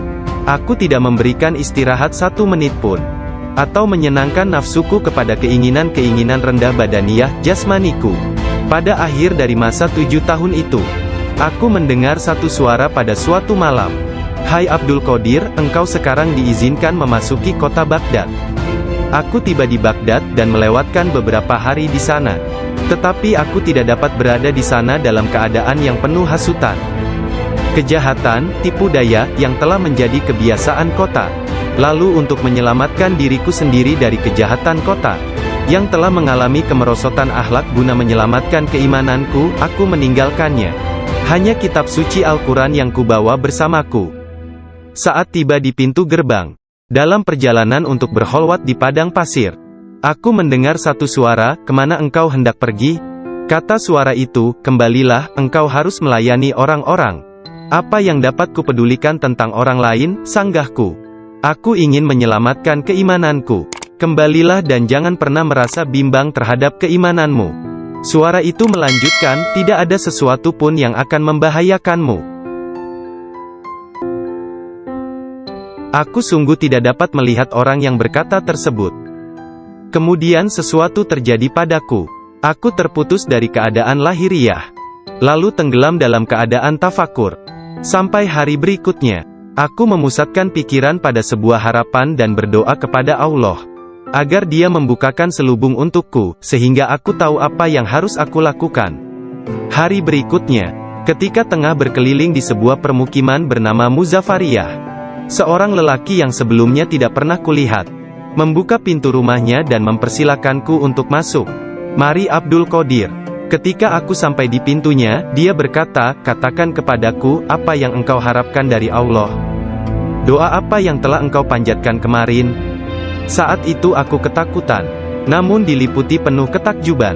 Aku tidak dapat menemukan kata-kata untuk menjawabnya. Lelaki itu memandang ke wajahku, dan menghempaskan pintu dengan kasar, hingga membuat debu yang berkumpul di sekelilingku terbang menutupi seluruh tubuhku. Aku berjalan pergi sambil mempertanyakan apa yang telah kuminta dari Allah sehari sebelumnya. Kemudian ingatlah aku. Aku segera balik arah untuk kembali, dan mengatakan kepada lelaki tersebut. Tetapi aku tidak dapat menemukannya, baik rumah ataupun dirinya. Aku sangat bimbang, ketika menyadari bahwa dia adalah seorang yang dekat kepada Allah Ta'ala. Sungguh, akhirnya aku mengetahui, beliau adalah Syekh Hamad Ad-Dabas yang telah menjadi guruku. Pada suatu malam yang dingin dan hujan gerimis, satu tangan yang tidak terlihat jelas membawa Syekh Abdul Qadir Al-Jailani ke tempat bermalam para sufi atau zawiyah milik Syekh Abdul Hamad bin Muslim Ad-Dabas. Syekh yang mengetahui berkat ilham ilahiyah tentang kedatangan Syekh Abdul Qadir Al-Jailani menutup pintu-pintu tempat menginap sufiyah dan memadamkan lampu. Ketika beliau duduk di ambang pintu yang terkunci, beliau tertidur dan mimpi basah di malam hari. Lalu dia mandi di sungai dan mengambil wudhu. Dia tertidur lagi. Kejadian tersebut berulang sampai 7 kali pada malam itu. Maka beliau kembali mandi dan berwudu menggunakan air yang sedingin es. Pada esok harinya, pintu gerbang telah terbuka, dan Abdul Qadir memasuki tempat penginapan sufi. Syekh Hamad Ad-Dabas berdiri menyambutnya sambil meneteskan air mata gembira. Dia memeluknya dan berkata, "Wahai putraku Abdul Qadir, keberuntungan adalah milik kami hari ini, tetapi esok, hal itu akan menjadi milikmu. Jangan pernah meninggalkan tarekat ini." Syekh Hamad Ad-Dabas menjadi guru pertama Syekh Abdul Qadir Al-Jailani dalam ilmu pengetahuan tentang kesufian. Dengan memegang tangannya dia mengucapkan sumpah atau berbaiat dan mengikuti jalan kaum sufi. Syekh Abdul Qadir Al-Jailani menceritakan, "Aku banyak belajar dengan guru di Baghdad. Tetapi setiap kali aku tidak dapat memahami sesuatu, atau menemukan secara kebetulan suatu rahasia yang ingin aku ketahui, Syekh Hamad Ad-Dabas menerangkannya kepadaku. Kadang-kadang aku meninggalkannya, untuk mencari pengetahuan dari syekh yang lain tentang tauhid, hadis, fikih dan ilmu-ilmu lainnya. Setiap kali aku kembali, beliau berkata kepadaku, 'Dari mana saja engkau?' 'Kita telah memiliki demikian banyak makanan yang sangat bagus untuk tubuh, pikiran dan jiwa kita, sementara engkau telah pergi, dan kami tidak dapat menahan sesuatu untukmu.' Pada waktu lain, beliau berkata, 'Demi Allah, kemanakah engkau pergi? Adakah seseorang di sekitar sini, yang mengetahui lebih banyak daripadamu?' Para darwis atau para sufi akan mengusikku secara terus-menerus dan berkata, 'Engkau adalah seorang ahli hukum atau ahli fikih, ahli sastra, ahli pengetahuan dan seorang ulama atau alim syariat. Urusan apa yang engkau miliki di antara kita? Mengapa engkau tidak keluar dari sini?' Syekh Hamad Ad-Dabas memarahi mereka dan berkata, 'Betapa memalukan kalian ini. Aku bersumpah bahwa tidak ada seorang pun seperti dia di antara kalian. Tidak ada seorang pun di antara kalian yang akan naik di atas jari kakinya. Jika kalian berpikir aku kasar terhadapnya dan engkau meniruku, aku melakukannya untuk membawanya kepada kesempurnaan dan mengujinya. Aku melihat dia dalam dunia spiritual yang keras seperti batu, besar seperti gunung.' Syekh Abdul Qadir Al-Jailani merupakan contoh tauladan terbesar dari kenyataan bahwa dalam Islam, mencari ilmu pengetahuan adalah kewajiban suci untuk semua orang, laki-laki dan perempuan dari ayunan hingga liang kubur. Dia menjadi orang bijak terbesar di zamannya. Dia menghafal Al-Quran Al-Karim, dan mempelajari penafsirannya dari Ali Abul Wafa Al-Kail, Abu Hatab Mahfuz, dan Abul Hasan Muhammad Al-Qadi. Menurut beberapa sumber, Abdul Qadir Al-Jailani belajar dengan Qadi Abu Said Al-Mubarak bin Muharrami, ulama terbesar pada zamannya di Baghdad. Meskipun telah mempelajari ilmu-ilmu pengetahuan tentang jalan mistik dari Syekh Hamad Ad-Dabas, dan memasuki jalan tasawuf melalui tangannya, namun Syekh Abdul Qadir Al-Jailani telah diberi hirkah, jubah kesufian, sebagai simbol dari jubah Rasulullah oleh Qadi Abu Said. Garis silsilah ijazah spiritual dari Qadi Abu Said Al-Mubarak bin Ali Al-Muharrami, melalui Syekh Abu Hasan Ali bin Muhammad Al-Qurashi, dari Abul Faraj At-Tursusi dari At-Tamimi, Dari Syekh Abu Bakar Asy-Syibli dari Abul Qasim Al-Junaid. Dari Sari As-Sakati dari Ma'ruf Al-Karhi. Dari Dawud At-Tayyah dari Habib Al-Jami, dari Hasan Al-Basri dari Imam Ali bin Abi Thalib. Imam Ali menerima hirkah, jubah kesufian, dari tangan mulia Nabi Muhammad kekasih Allah, Tuhan semesta alam, dan beliau menerimanya dari malaikat utama Jibril alaihi salam, yang menerimanya dari kebenaran Tuhan, Allah Azza wa Jalla. Seseorang bertanya kepada Syekh Abdul Qadir Al-Jailani, apakah yang dia terima dari Allah Ta'ala? Beliau menjawab tingkah laku dan pengetahuan yang baik. Qadi Abu Said Al-Muharrami berkata, sesungguhnya Abdul Qadir Al-Jailani menerima hirkah dari tanganku, tetapi aku juga menerima hirkah dari tangannya. Qadi Abu Said Al-Muharrami mengajar di sebuah madrasah miliknya sendiri, di Babul Azd di Baghdad. Kemudian dia memberikan madrasah tersebut kepada Syekh Abdul Qadir Al-Jailani, yang mulai mengajar di sana. Syekh Abdul Qadir Al-Jailani telah berusia 50 tahun lebih pada waktu itu. Kata-kata dan ucapannya mempesona dan menakjubkan, sehingga menggugah hati orang-orang yang mendengarnya. Para murid dan jemaahnya semakin berkembang pesat dalam jumlah yang banyak, sehingga tidak ada tempat, baik di dalam ataupun di sekitar madrasah tersebut, untuk menampung para pengikutnya. Syekh Abdul Qadir Al-Jailani berkata mengenai permulaan mengajarnya, pada suatu pagi aku melihat Rasulullah, beliau bertanya kepadaku, mengapa engkau tidak berbicara? Aku berkata, aku adalah orang Persia, bagaimana aku dapat berbicara dengan bahasa Arab yang indah dari Baghdad? Buka mulutmu, beliau berkata, dan kulakukan perintah beliau. Nabi Muhammad lantas meniup nafasnya ke mulutku 7 kali. Lalu berkata, pergilah, tunjukilah umat manusia, dan ajaklah mereka kepada jalan Tuhanmu, dengan bijak dan kata-kata indah. Aku menjalankan sholat zuhur, dan aku melihat orang telah ramai sedang menungguku berbicara. Ketika melihat mereka, aku menjadi gembira, namun lidahku seakan-akan terkunci. Kemudian aku melihat Imam Ali bin Abi Thalib yang diberkati. Dia mendatangiku dan memintaku untuk membuka mulut. Kemudian meniupkan nafasnya sendiri ke dalam mulutku sebanyak 6 kali. Aku bertanya, mengapa Anda tidak melakukannya sebanyak 7 kali, seperti yang dilakukan Rasulullah? Sayyidina Ali berkata, karena rasa hormatku kepada Rasulullah. Kemudian Sayyidina Ali pun menghilang. Dari mulutku yang terbuka, keluarlah kata-kata, sesungguhnya fikiran adalah juru selam. Menyelam jauh ke dalam lautan hati untuk menemukan mutiara kebijaksanaan. Ketika dia membawanya ke pantai kemakhlukannya, dia tumpah dalam bentuk kata-kata dari bibirnya. Dan dengan itu, dia membeli ketaatan tak ternilai di pasar-pasar ibadah Allah. Kemudian aku berkata, dalam suatu malam, seperti salah satu dari malamku, jika seseorang di antaramu hendak membunuh keinginan itu, dia akan mencium surat itu sebelum dia membacanya dan berkata, Syekh Abdul Qadir Al-Jailani benar.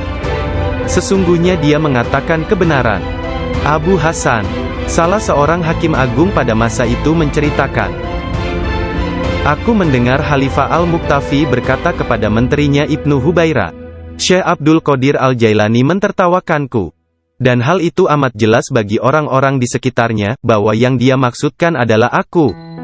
Dilaporkan kepadaku, bahwa dia menunjukkan sebuah pohon kurma di kebunnya dan berkata, engkau lebih baik bekerja, jangan bepergian terlalu jauh, atau aku akan memenggal kepalamu. Sekarang kamu, wahai Ibnu Hubaira, pergi dan berbicaralah kepadanya seorang diri dan katakan, Anda jangan mengejek dan mengancam Khalifah. Anda harus tahu bahwa kedudukan Khalifah adalah suci dan harus dihormati. Sang menteri Ibnu Hubaira pun pergi kepada Syekh Abdul Qadir Al-Jailani, dan melihatnya sedang berkumpul dengan kerumunan orang ramai. Dalam pembicaraannya pada satu pokok, tiba-tiba Syekh Abdul Qadir menyatakan, sesungguhnya aku akan memenggal kepalanya juga. Sang menteri merasa, bahwa yang Syekh maksudkan adalah dia. Sang menteri pun ketakutan. Dia pun melarikan diri, dan mengisahkan apa yang terjadi terhadap dirinya kepada Khalifah. Mendengar kisahnya, sang Khalifah meneteskan air mata dan berkata, sungguh, Syekh Abdul Qadir Al-Jailani adalah orang yang hebat. Lalu, Khalifah pergi sendiri menemui Syekh. Pada pertemuan tersebut, Syekh memberinya banyak nasihat, dan Khalifah tak bisa membendung air matanya dan terus menangis. Meskipun sangat belas kasihan, dan memiliki pribadi dan sikap yang sangat baik, lemah lembut dan mencintai, menepati janji, adil dan keras dalam pengadilannya. Syekh Abdul Qadir Al-Jailani tidak pernah memperlihatkan kemarahan apabila kesalahan tersebut hanya menyangkut pribadinya, tetapi sesuatu kesalahan yang dilakukan terhadap keimanan dan agama, dia akan marah besar dan memberi hukuman yang berat. Syekh Abu Najib As-Surawardi menceritakan, pada tahun 523 Hijriah, aku bersama Syekh Hamad, guru Syekh Abdul Qadir Al-Jailani yang juga hadir. Ketika itu Syekh Abdul Qadir Al-Jailani membuat pernyataan keras. Mendengar itu, Syekh Hamad berkata kepadanya, "Wahai Abdul Qadir, engkau berbicara terlalu angkuh. Aku khawatir Allah tidak ridha kepadamu." Syekh Abdul Qadir Al-Jailani meletakkan tangannya di atas dada Syekh Hamad lalu berkata, "Lihat telapak tanganku dengan mata hati, dan berkata lagi, dan katakan kepadaku, apa yang tertulis di atasnya?" Ketika Syekh Hamad tidak dapat mengatakannya, Syekh Abdul Qadir Al-Jailani mengangkat tangan dari dada Syekh Hamad, dan memperlihatkan tangan tersebut kepadanya. Di atasnya tertulis tulisan bercahaya, yakni, dia menerima 70 janji dari Allah, bahwa dia tidak akan pernah dikecewakan. Syekh Hamad melihatnya. Dia berkata, tidak akan pernah ada yang mampu keberatan pada orang yang diberkati dengan janji ilahiyah seperti itu. Tidak ada seorang pun dapat berkeberatan kepadanya. Allah Ta'ala memberkati siapa saja yang dia kehendaki di antara hamba-hambanya.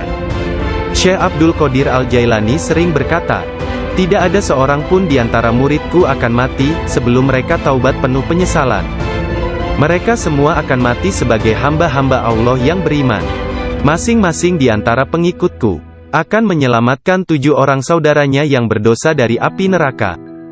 Seandainya jauh di barat sana, kemaluan salah seorang dari pengikutku tersingkap secara tiba-tiba karena kecerobohannya, kami, meskipun berada jauh di timur, akan menutupinya sebelum seseorang dapat melihatnya. Aku telah diberi sebuah kitab, yaitu sebuah kitab yang panjangnya sejauh mata memandang, berisi semua nama orang yang akan mengikutiku hingga akhir zaman.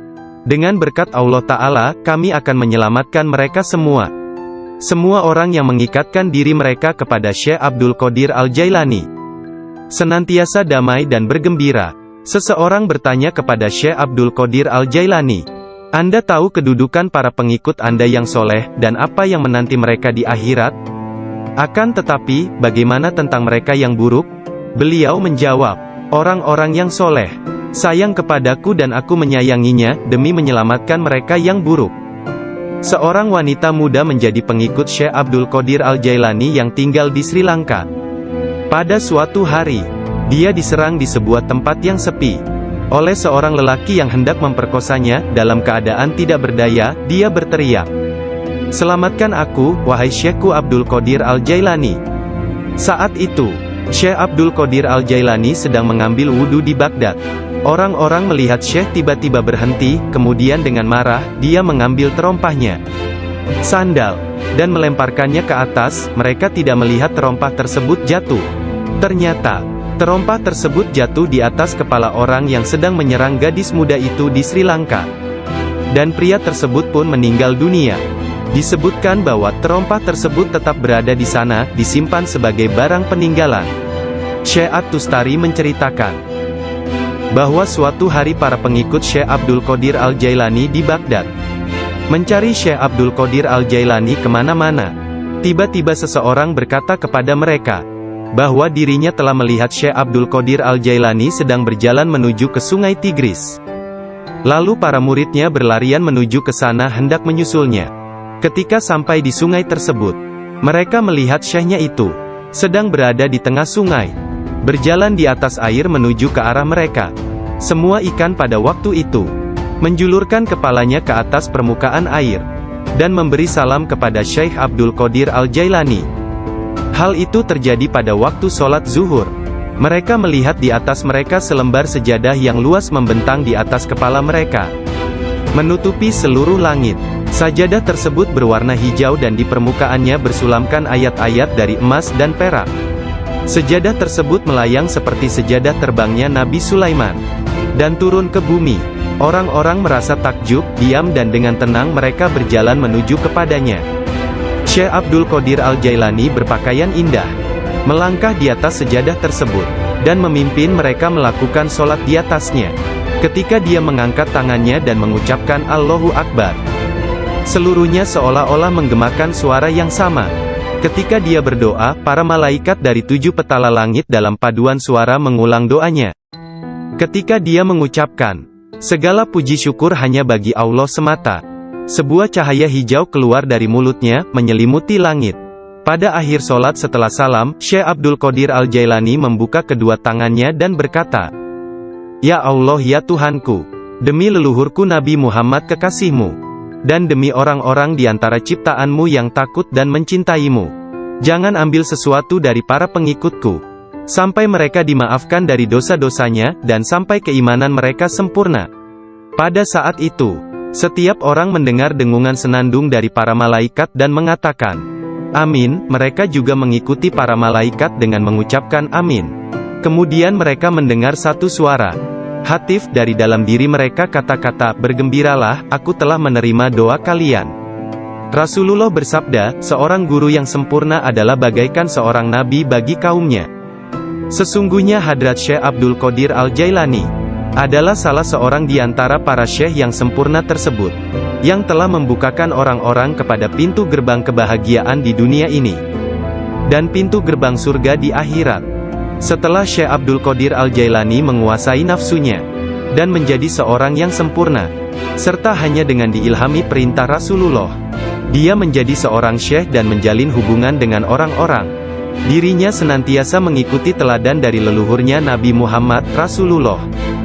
Ketika pengaruh ajaran Syekh Abdul Qadir Al-Jailani tersebar ke seluruh pelosok dunia, banyak di antara murid-muridnya mendapat kedudukan penting dan banyak pejabat, pegawai pemerintah, yang menjadi muridnya sesuai kemampuan mereka, kualitas dunia dalam batin dan tingkatan spiritual.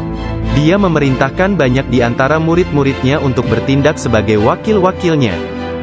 Di antaranya ada yang menjadi guru spiritual dan yang lainnya sebagai hakim. Bahkan di antara muridnya ada yang menjabat sebagai gubernur dan para pemegang kekuasaan dunia. Syekh Abdul Qadir Al-Jailani telah menyerahkan diri secara mutlak kepada Allah Azza wa Jalla.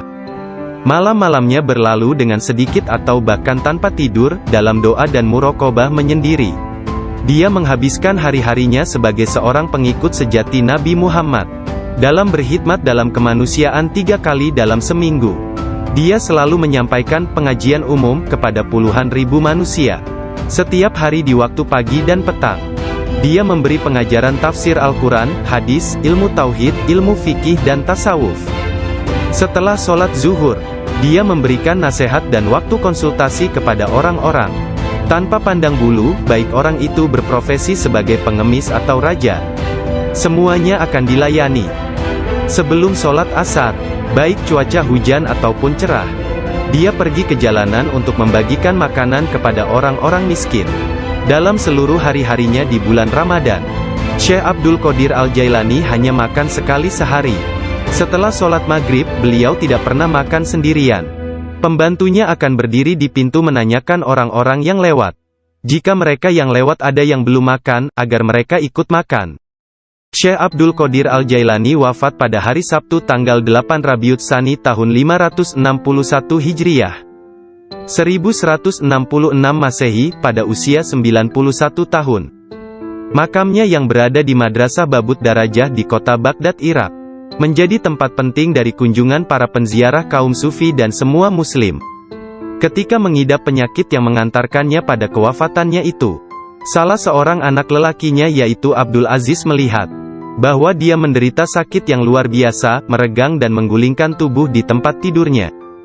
Jangan mencemaskanku, Syekh berkata kepada putranya. Aku berbalik dan berbalik lagi dalam pengetahuan Allah Azza wa Jalla. Ketika anak lelakinya yang lain, yakni Abdul Jabbar, bertanya kepadanya tentang rasa sakitnya, dia berkata, semua tubuhku terasa sakit kecuali hatiku. Tidak ada rasa sakit di sini karena hati ini bersama Allah. Anak lelakinya yang lain, yaitu Abdul Wahab, berkata kepadanya, berilah aku beberapa nasihat tentang apa yang harus dilakukan setelah engkau meninggalkan dunia ini. Dia berkata, takutlah kepada Allah dan tiada sesuatu pun yang lain. Berharaplah dari Allah dan percayakan seluruh kebutuhanmu kepadanya. Tidak mengharap dan menginginkan apapun kecuali Dia. Menyandarkan diri kepada Allah dan tidak kepada sesuatu yang lain. Bersatu dengannya, bersatu dengannya, bersatu dengannya. Sebelum meninggal dunia, Syekh Abdul Qadir Al-Jailani melihat sekeliling dan berkata kepada orang-orang yang hadir, "Telah datang di hadapanku selain kalian. Makhluk lain yang kalian tidak melihatnya telah datang kepadaku. Persiapkan ruangan dan berlaku sopan santunlah kepada mereka." Yakni menghormati kehadiran para malaikat yang tidak dapat dilihat. "Aku adalah biji tanpa kulit. Kalian melihatku bersama kalian. Sementara aku dengan seseorang yang lain, sebaiknya kalian meninggalkanku sekarang." Kemudian dia berkata, "Wahai malaikat pencabut nyawa, aku tidak takut kepadamu, tidak juga kepada sesuatu pun yang lain. Kecuali hanya kepada Allah, yang telah menemaniku dan bermurah hati kepadaku." Pada saat terakhir, dia mengangkat tangan dan berkata, "Tiada Tuhan selain Allah dan Muhammad adalah Rasul-Nya. Kemuliaan hanya bagi Allah yang Maha Agung, yang hidup abadi. Kemuliaan hanya milik-Nya, yang Maha Kuasa, yang menguasai hamba-hambanya dengan kematian." Kemudian dia mengeluarkan seruan yang keras dan berkata, "Allah, Allah, Allah." Dan ruhnya yang mulia serta diberkati meninggalkan jasadnya. Maka wafatlah kekasih Allah menghadap keharibaan. Nama lengkap Syekh Abdul Qadir Al-Jailani berikut nasab dari pihak ayah. Adalah Abu Muhammad Abdul Qadir bin Abu Sahih Musa bin Janka Dausat, Janki Doasti, bin Abdullah, bin Yahya Az-Zahid bin Muhammad bin Dawud, bin Musa bin Abdullah bin Musa Al-Juni bin Abdullah bin Al-Mahdi, bin Hasan Al-Musana bin Hasan bin Ali bin Abi Talib dan Fatimah Az-Zahra. Silsilah nasab Syekh Abdul Qadir Al-Jailani bersambung kepada Nabi Muhammad Rasulullah. Dari puteri beliau yang bernama Sayyidah Fatimah Az-Zahra, istri Sayyidina Ali bin Abi Talib. Adapun silsilah dari ibunya adalah Abdul Qadir bin Fatimah binti Abdullah, bin Abu Jamaluddin bin Tahir bin Abdullah bin Kamaluddin Isa, bin Muhammad Al-Jawad bin Ali Ar-Rida bin Musa Al-Kazim, bin Jafar As-Sadiq bin Muhammad Al-Bakir bin Ali Zainul Abidin, bin Husain bin Ali bin Abi Talib. Sepanjang masa bayinya, Syekh Abdul Qadir Jailani tidak pernah makan selama bulan puasa. Suatu ketika pada awal Ramadan, cuaca mendung dan orang-orang tidak dapat melihat bulan baru. Tidak tahu apakah bulan Ramadan sesungguhnya telah masuk atau belum. Mereka datang kepada Ummul Khair Fatimah, ibunda Syekh Abdul Qadir, dan menanyakan apakah si anak sudah makan hari itu. Karena dia belum makan, mereka menetapkan bahwa puasa telah dimulai. Abdul Qadir Al-Jailani menceritakan, "Ketika kecil, setiap hari aku selalu didatangi seorang malaikat dalam bentuk pemuda tampan. Dia berjalan bersamaku dari rumah ke madrasah, dan membuat anak-anak lain di dalam kelas memberiku tempat di barisan pertama. Dia tinggal bersamaku sepanjang hari dan kemudian membawaku pulang ke rumah. Dalam sehari, aku belajar lebih banyak daripada murid lain yang belajar dalam 1 minggu. Awalnya aku tidak tahu siapa dia. Suatu hari, aku bertanya kepadanya, dan dia berkata, 'Aku salah satu malaikat Allah. Dia mengirim dan memerintahku untuk bersamamu selama engkau belajar.' Beliau kembali menceritakan mengenai masa kanak-kanaknya. Dia berkata, 'Setiap kali ingin pergi bermain dengan anak-anak lain, aku mendengar satu suara berkata, "Datanglah kepadaku sebagai gantinya, wahai orang yang diberkati. Datanglah kepadaku." Dalam keadaan ketakutan, aku pergi dan mencari ketenangan di balik lengan ibuku. Sekarang, bahkan dalam ketaatan penuh dan halwat yang panjang, aku tidak dapat mendengar dengan jelas suara tersebut." Ketika Abdul Qadir Al-Jailani ditanya oleh seseorang, apa kuncinya yang membawa dirinya pada tingkatan spiritual yang tinggi, beliau berkata, "Kejujuran yang telah aku janjikan kepada ibuku." Abdul Qadir Al-Jailani menceritakannya sebagai berikut. "Suatu hari, malam Aidul Adha, aku pergi ke ladang kami untuk membantu menggarap tanah. Semasa aku berjalan di belakang lembu jantan, dia memalingkan kepalanya dan memandangku seraya berkata, 'Engkau tidak diciptakan untuk pekerjaan ini.'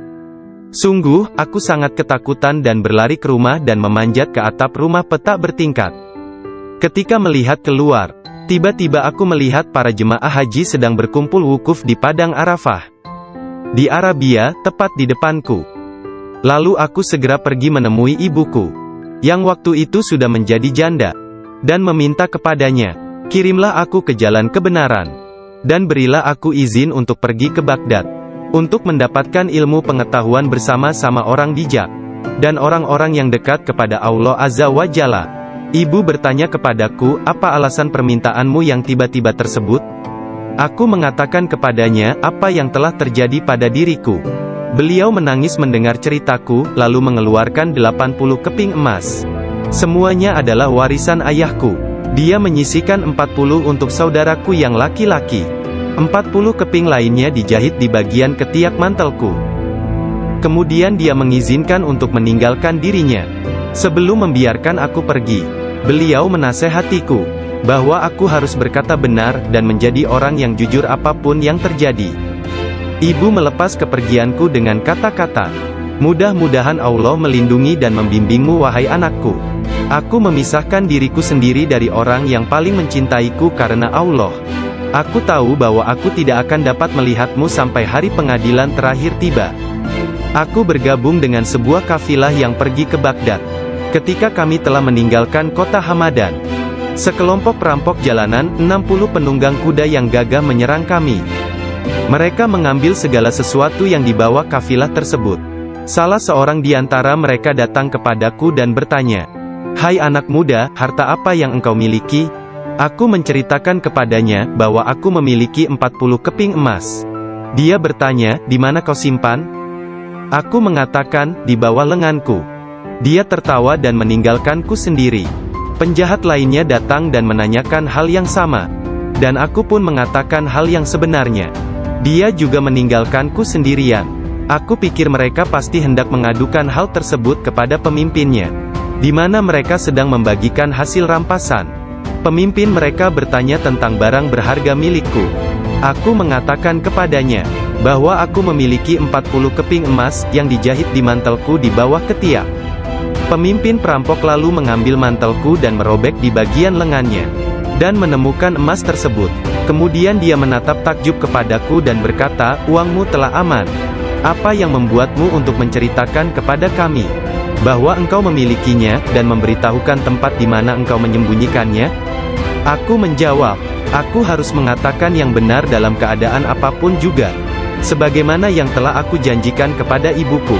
Ketika kepala perampok mendengar hal itu, ia menitiskan air mata dan berkata, "Aku telah mengingkari janjiku kepada siapa yang telah menciptakanku. Aku mencuri dan membunuh. Apa yang akan terjadi padaku?" Kemudian anak buahnya memandangnya sambil berkata, "Engkau telah menjadi pemimpin kami selama bertahun-tahun dalam perbuatan dosa ini. Sekarang juga engkau tetap menjadi pemimpin kami dalam penyesalan." Ke-60 orang itu memegang tanganku, dan menyatakan penyesalannya serta keinginannya untuk mengubah jalan mereka. Mereka merupakan orang pertama yang memegang tanganku, dan mendapatkan ampunan untuk dosa-dosa mereka. Ketika Syekh Abdul Qadir Al-Jailani tiba di Baghdad, beliau berusia 18 tahun. Tatkala dia mencapai pintu gerbang kota, Nabi Khidir muncul dan menghalanginya untuk memasuki kota. Nabi Khidir berkata kepadanya, bahwasanya hal itu ia lakukan atas perintah Allah, agar ia tidak memasuki kota Baghdad hingga 7 tahun ke depan. Nabi Khidir membawanya ke dan mengujinya. Aku melihat dia dalam dunia spiritual yang keras seperti batu, besar seperti gunung. Syekh Abdul Qadir Al-Jailani merupakan contoh tauladan terbesar dari kenyataan, bahwa dalam Islam, mencari ilmu pengetahuan adalah kewajiban suci untuk semua orang, laki-laki dan perempuan dari ayunan hingga liang kubur. Dia menjadi orang bijak terbesar di zamannya. Dia menghafal Al-Quran Al-Karim, dan mempelajari penafsirannya dari Ali Abul Wafa Al-Kail, Abu Hatab Mahfuz, dan Abul Hasan Muhammad Al-Qadi. Menurut beberapa sumber, Abdul Qadir Al-Jailani belajar dengan Qadi Abu Said Al-Mubarak bin Muharrami, ulama terbesar pada zamannya di Baghdad. Meskipun telah mempelajari ilmu-ilmu pengetahuan tentang jalan mistik dari Syekh Hamad Ad-Dabas, dan memasuki jalan tasawuf melalui